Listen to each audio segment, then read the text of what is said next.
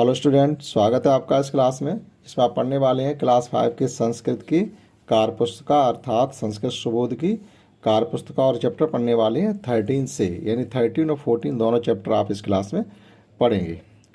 त्रयोदश पाठ विज्ञान युग में, यानी विज्ञान के युग से संबंधित आज हम देखते हैं कि जो चारों तरफ चीज़ें दिखाई देती हैं वो कहीं ना कहीं विज्ञान से रिलेटेड है, या हम ये कह सकते हैं जो आज का समय है वो विज्ञान का युग है और हम अपने चारों तरफ विज्ञान से संबंधित चमत्कार देखते रहते हैं। तो फर्स्ट क्वेश्चन इसमें ये है कि चित्रम रचयत, आपको कुछ चित्र बनाने के लिए यहाँ पर कहा जा रहा है। कौन कौन से चित्र बनाने के लिए कहा जा रहा है? इनमें दो में आपको चित्र बनाने हैं। इसमें बनाना वायुयानम, यानी वायुयान का चित्र आप यहाँ बनाएंगे, और मेट्रो रेल यानम, यानी मेट्रो रेल, जो अब नई रेलें चली हैं इनको मेट्रो कहते हैं, जो शहर में ज़्यादातर शहरी शहर में चलती हैं, ज़मीन के अंदर भी चलती हैं, मकानों के ऊपर से इस प्रकार से विशेष तरीके से ये चलाई जाती हैं। तो उसका चित्र आपको यहाँ पे बनाना है। और यहाँ पर बनाना आपको संगणक होता है कंप्यूटर, एक कंप्यूटर का आपको यहाँ पर चित्र बनाना। और यहाँ बनाना दूरभाष। दूरभाष का मतलब देखो दो शब्द होते हैं, एक होता दूरभाष और एक होता दूरदर्शन। दूरदर्शन होती टेलीविज़न यानी टीवी, और दूरभाष होता मोबाइल या टेलीफोन का चित्र आप यहाँ पर बनाएंगे। अब अक्सर ज़्यादातर मोबाइल चलते हैं तो यहाँ पर आप मोबाइल का चित्र बनाएं। तो यहाँ पर आपको 4 चित्र बनवाए गए थे। आगे देखते हैं इसमें। और नेक्स्ट क्वेश्चन ये है कि पाठानुसारम क्रियापदेन वाक्यान रचयत। पाठ के अनुसार जो ये क्रियापद दिए गए हैं, अस्त, यानी आपको एक ऐसा शब्द लिखना है, वाक्य लिखना है पूरा का पूरा जिसमें अस्त आ जाए, बस कोई भी वाक्य लिख देंगे आप। लेकिन यहाँ पाठानुसारम कहा गया तो जो पाठ में हमने पढ़े हैं उसी से लिखेंगे। तो पहला हमारा इदम विज्ञानस्य योगम अस्ते, देखो यहाँ पर अस्ते आ गया, ये विज्ञान का युग है। पश्यामी होता है देखते हैं, यानी बहुत से लोग किसी चीज़ को देखते हैं। उत्तम पुरुष बहुवचन के लिए पश्याम आता है, ठीक है। तो इसमें आप युग करेंगे अस्मन योगे, आज के युग में, वयम मीन्स हम, सर्वत्र मीन्स सब जगह, विज्ञानस्य यानी विज्ञान की, चमत्कारान पश्याम, आज के युग में हम चारों तरफ अपने विज्ञान के युग के चमत्कार देखते हैं। प्रकाशित मीन्स प्रकाशमान होता है, किसी चीज़ पर लाइट पड़ती है। तो विद्युत प्रवाहेण उत्पन्न प्रकाशः गृह्याण प्रकाशित। गृह्याण मीन्स होती है घर, बहुवचन में। विद्युत प्रवाहेण मीन्स बिजली के प्रवाहित होने पर या बिजली आने पर।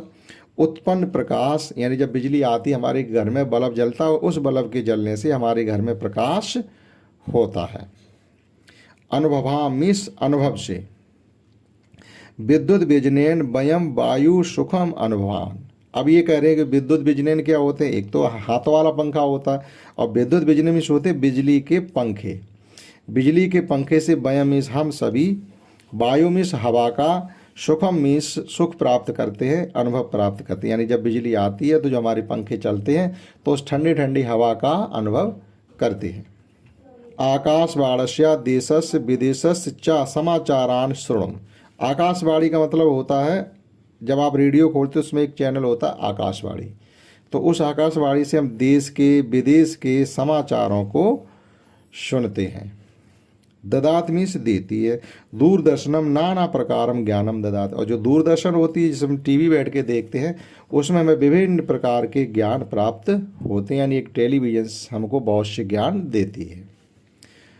शकुनम अद्य वायुयाने मेट्रो रेल याने च वयम दूरात दूरी गंतुम शकुनम। ये शकुन क्या होता है? एक तरीके से शीघ्रता से कहिएगा, जैसे हम आज के समय में वायुयान से जाएं, मेट्रो रेल से जाएं, हम लोग दूर से दूर, मतलब अधिक से अधिक दूरी को बहुत कम समय में प्राप्त या तय कर लेते हैं। भवंत मीन्स होते हैं। संगणकम अंतर्जाल मध्येन। अंतर्जाल मध्येन का मतलब क्या होता है? इंटरनेट, जिसे इंग्लिश में कहते हैं हम लोग इंटरनेट, नेट। तो संगणकम मीन्स कंप्यूटर, अंतर्जाल माध्यमेन अनेकान कार्यान संपन्नान भवन्ते। ठीक, तो जो कंप्यूटर होते हैं उसमें जब इंटरनेट हम चलाते हैं तो उसके माध्यम से विभिन्न कार्यों को हम संपन्न कर लेते हैं। तो ये आपको अस्ति, पश्याम, प्रकाशियत, अनुभवाम, श्रृणुम, ददात, शकुनम और भवन्ति, इन शब्दों का वाक्य प्रयोग किया गया था। नेक्स्ट क्वेश्चन है और नेक्स्ट क्वेश्चन है हमारा मैचिंग से संबंधित, वाक्यान मिलित, वाक्यों को मिलान करिएगा यानी मैचिंग करिएगा।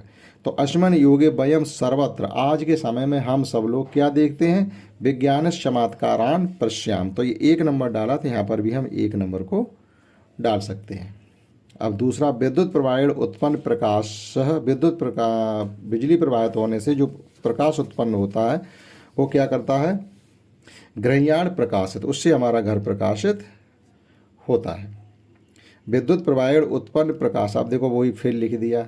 अब उस उत्पन्न प्रकाश से दूसरे किसी की मैचिंग तो नहीं हो रही है। अब यहाँ पर होना क्या चाहिए था, विद्युत प्रवाहेण से जो बिजनेन पंखे चलते हैं उसमें हम लोग वायु सुखम अनुभव करते हैं, लेकिन यहाँ पर थोड़ा गलत लिख दिया। दूरदर्शन नाना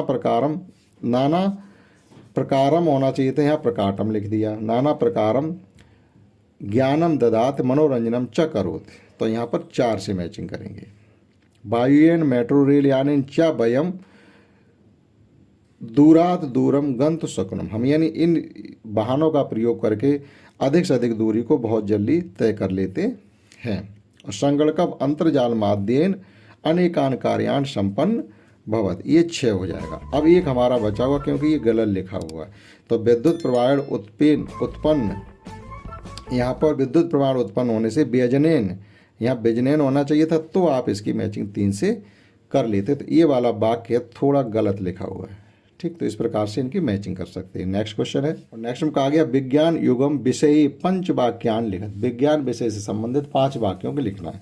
तो जो फर्स्ट क्वेश्चन हमने आपको कराया था उसी में से आप कोई 5 वाक्य इसमें लिख सकते हैं, नहीं तो चैप्टर से आप देख करके भी लिख सकते हैं, वो भी 5 वाक्य होंगे आपके। तो पहला हमने लिखा है इदम विज्ञानश युगमस्त, ये विज्ञान का युग है। और विद्युत व्यजनेन वयम वायु सुखम अनुभव, विद्युत बिजली के पंखों से हम लोग ठंडी ठंडी हवा का अनुभव करते हैं। और विद्युत प्रवाहेण उत्पन्न प्रकाशा गृह्याण प्रकाशित, विद्युत प्रवाह यानी बिजली से चलने वाले बल्ब से हम अपने घरों को प्रकाशित करते हैं। और दूरदर्शनम नाना प्रकारम ज्ञानम ददात, टीवी से हमें विभिन्न प्रकार के ज्ञानों की प्राप्ति होती है। अस्माकम भोजनम अपे रसोई गैस मध्यमेन शीघ्रमेव निर्मित भवत, ये भी एक विज्ञान के चमत्कार है कि हम लोग अपने रसोई घर में आज जल्दी से जल्दी भोजन बना लेते हैं एलपीजी का प्रयोग करके। तो एक विज्ञान की ही देन है, ठीक। नेक्स्ट क्वेश्चन है, और नेक्स्ट में बताना है अधोलिखित पदानाम विभक्ति वचनम चा लिखित, जो पद ये दिए गए हैं, ठीक है, विभक्ति और वचन, विज्ञानश योगे चमत्कारान विद्युत व्यजनेन वयम दूरात और गृह्याण, इनके हमें विभक्ति बतानी, कौन सी विभक्ति और वचन का प्रयोग हुआ है, जो कि मोस्ट इंपॉर्टेंट होता है। अगर हमें विभक्ति और वचन आते हैं तो सही से संस्कृत समझ में आती है। जैसे यहाँ लिखा हुआ विज्ञानस्य यानी विज्ञान के, विज्ञान की या विज्ञान का, तो ये संबंध कारक हो गया, षष्ठी विभक्ति एक वचन।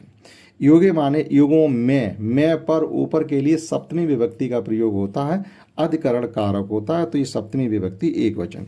चमत्कारान द्वितीय विभक्ति बहुवचन, यानी कर्ता ने कर्म को, तो ये द्वितीय विभक्ति बहुवचन यानी चमत्कारों को।